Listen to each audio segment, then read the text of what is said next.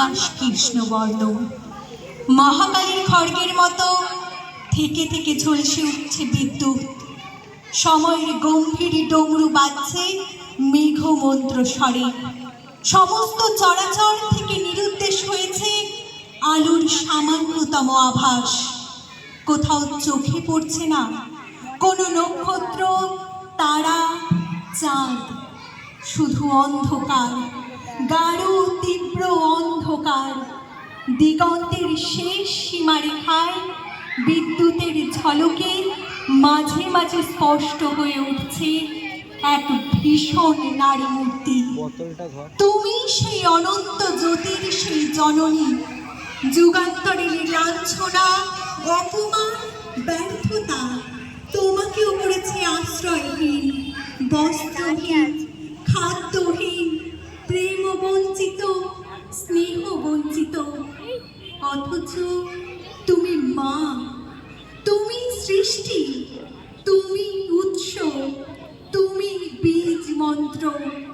তোমার তুমিকে, আমার আমিকে আত্মশক্তিতে জাগ্রত করতে এসেছি। ওঠো, জাগো, বলো, আমি সেই আদি, আমি সেই অনন্ত, আমি উৎস, আমি স্থিতি। সমস্ত অন্যায় প্রবঞ্চনা, সমস্ত প্রতারণার যুদ্ধক্ষেত্রে ত্রিপ আমি সেই মহাশক্তি, আমি জননী। আমি সেই মেয়ে, বাসের ট্রেনে ট্রামে রাস্তায় আপনি যাকে রোজ দেখেন, যার শাড়ি, কপালের টিপ, কানের দুল আর পায়ের গোড়ালি আপনি রোজ দেখেন। আর আরো অনেক কিছু দেখতে পাবার স্বপ্ন দেখেন। স্বপ্নে যাকে ইচ্ছে মতন দেখেন, আমি সেই মেয়ে।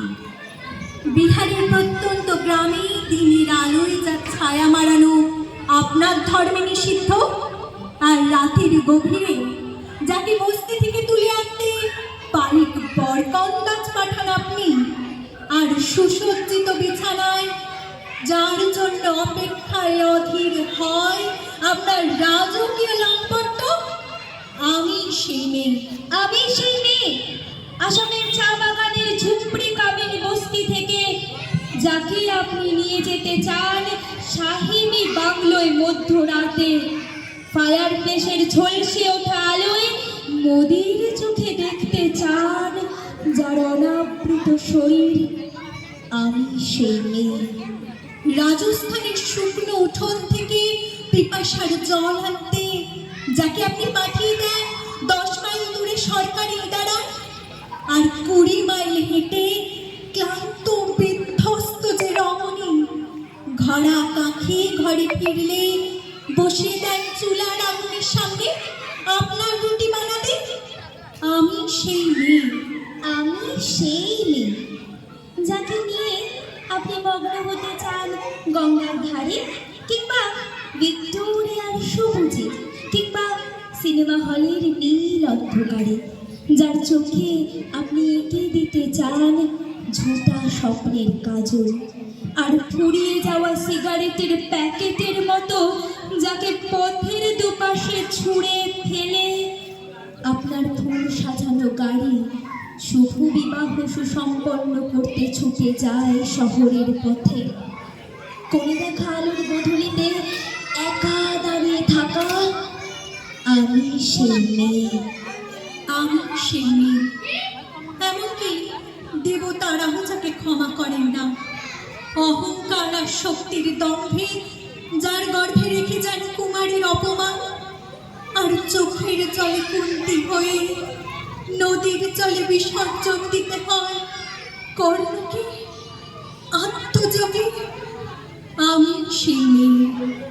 সংসারের অসময়ে আমি ভরসা, আমার ছাত্র পড়ানো টাকায় মায়ের ওষুধ কেনা হয়, আমার বাড়তি রোজগারে ভাইয়ের বই কেনা হয়, আমার সমস্ত শরীর প্রবল বৃষ্টিতে ভিজতে থাকে, কালো আকাশ মাথায় নিয়ে ছাতা হয়ে থাকি, ছাতার নিচে সুখে বাঁচি সংসার। আপনি আপনারা আমার জন্য করেছে। সাহিত্যে, কাব্যে, শাস্ত্রে, লোকাচারে আমাকে মা বলে পুজো করেছেন, প্রকৃতি বলে আদিক্ষেতাও করেছেন। আর শহরগঞ্জের কানাগলিতে কুপি হাতে দাঁড় করিয়েও দিয়েছেন। হ্যাঁ, আমি সেই মেয়ে। হয়তো একদিন, হয়তো অন্য কোনো একদিন আমার সমস্ত মিথ্যে পোশাক ছুঁড়ে ফেলে আমি হয়ে উঠব সেই অসামান্যা। খোলা চুল মেঘের মতো ঢাকবে আমার খোলা পিঠ, দু চোখে জ্বলবে ভীষণ আগুন, কপাল ঠিকরে বেরোবে ভয়ঙ্কর তেজ ও রশ্মি, হাতে ঝলসে উঠবে সেই খড়গ, দু পায়ের নুপুরে বেজে উঠবে রণদণ্ডবী, নৃশংস অট্টহাসিতে ভরে উঠবে আকাশ।